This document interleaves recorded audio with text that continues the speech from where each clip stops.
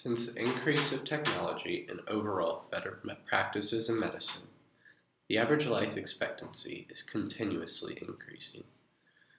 Human health is an issue that is constantly looked at. Many issues that arise in humans are fixed with medicine or surgeries. Many of these issues arise from self-inflicted causes. Essentially, we only fix problems in our bodies when they appear. Many issues can be prevented if the source of these issues is stopped. One major problem that is currently rattling humans is obesity. Obesity is not going to be an issue that is easily fixed. There is not one direct approach to fix the problem. There are so many different ways to combat the issue. That is why there should be a multi-staged approach that can attack the problem from different angles. If we could implement multiple different solutions, then hopefully each solution can affect a different demographic. Right now, not enough focus is placed on the overall health as Americans. With overweight and obesity rates continuously increasing, it proves the current methods are not working. Healthcare prices are so high, people are struggling to afford them. New data shows obesity costs will grow to $344 billion by 2018. These rates will only continue to grow if a solution isn't implemented. Congress is constantly looking for savings in healthcare. This data shows what we had already knew. Obesity is where the money is. Obesity is related to onset of so many other illnesses and in return increased medical costs. It is vital not only to our health, but also the future of our healthcare system that a change is made. In order to fix this issue, it needs to be attacked at the source. Adults' decisions and mindsets are heavily influenced by their youth counterparts. Children that are overweight between ages 2 to 3 have twice as high of a chance of becoming overweight as an adult. Likewise, if a child is overweight after the age of 9, they are 20 times more likely to be overweight as an adult. This statistic shows a prime reason why good habits need to be started at a young age. That is why I propose we should demand our schools to emphasize life prep as well as test prep, and the failures of that their physical education obligations are treated with the same severity as failing academic obligations. We need to hold physical activity in children to a high standard. Currently, only 8% of kids ages 12 to 15 get at least 60 minutes of physical activity per day, and ages 16 to 19 get even less. As well, we need to revamp all food options in cafeterias.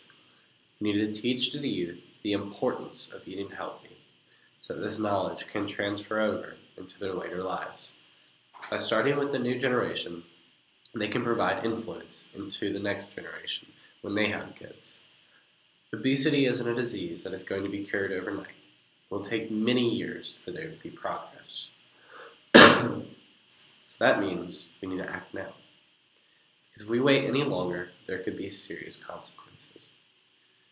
Secondly, I propose another solution that has proven to work elsewhere. We need to ban all commercials that promote fatty, unhealthy, and sugary foods. While at first glance, this seems like a radical step. However, I will explain to you as to why it is not. Tobacco commercials were banned from TV and radio in 1970 because tobacco was proven to be addictive and cause a multitude of health issues. Tobacco kills around 480,000 people a year in the U.S. alone. Obesity is slowly approaching this rate and currently is a cause of 300,000 deaths per year. This statistic alone should make my proposal even more reasonable. If you're still not satisfied, listen to this next fact. Sugar has been proven by a multitude of studies to be addictive. Sugar, when consumed, activates the same pathways that respond to natural rewards and releases the same dopamine and opioids as addictive drugs. That is why our body sometimes craves sweet food. Currently, TV channels are littered with food advertisements. Children's shows, such as Nickelodeon, are even worse. Researchers from the University of Illinois at Chicago found that 84% of food and beverage ads seen by children ages 2 to 11 in all programming were high in fats, trans fats, sugar, and sodium. That percentage rose to more than 95% for ads during children's programming. It's sickening. These large companies are putting profits in front of the health of millions of children.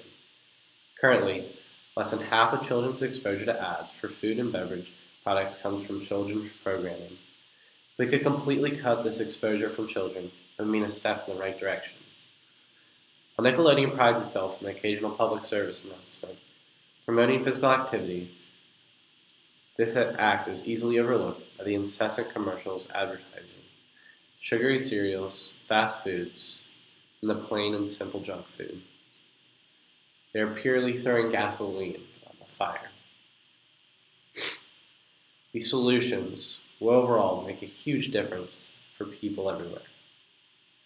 While there are only 2 steps in a staircase, it will be a start in the right direction. Obesity is becoming a serious issue. It is a disease that has infected 68% of the nation. The topic of obesity is hard to talk about, almost taboo. This is why there has been a lack of progress. We need to break down that barrier and be open. Being open is the only way an issue is going to be known and recognized. If we shy away from the imminent threat that it poses, serious consequences are going to ensue. It is borderline selfish for one to allow themselves to become obese. It forces other healthcare payers to pay for their issues, and is the main constituent for higher healthcare costs. We only have one body. We should treat it right, for the sake of not only yourself, but the others around you. Thank you.